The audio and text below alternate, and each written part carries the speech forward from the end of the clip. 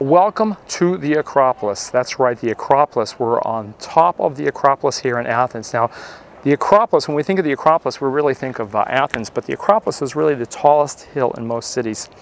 And directly behind me, you see the Parthenon. Now, the Parthenon is probably one of the most recognizable landmarks in the world. It is the temple to Athena, the goddess of the city of Athens. It was also the treasury and a place of worship. This is an amazing place. The views from here are spectacular. It's the to-do thing here in Athens.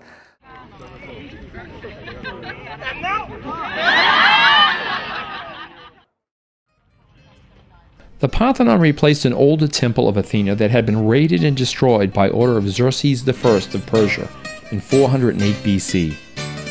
The Parthenon survived as a temple to Athena for close to 1,000 years.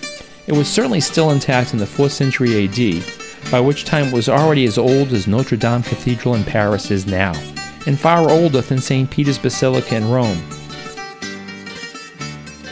The Parthenon was a large rectangular marble temple with 17 columns along each of its sides and 8 columns on each end. It measured 102 feet by 230 feet. The tilt and the dimensions of the columns reflect remarkable awareness of certain optical distortions. For example, a perfectly straight column would appear to lean outward, and so the builders inclined the column slightly inward to compensate for this distortion.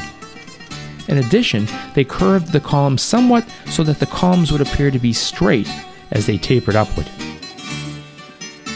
By the late 18th century, many more Europeans were visiting Athens, and the picturesque ruins of the Parthenon were much drawn and painted, helping to arouse sympathy in Britain and France for Greek independence.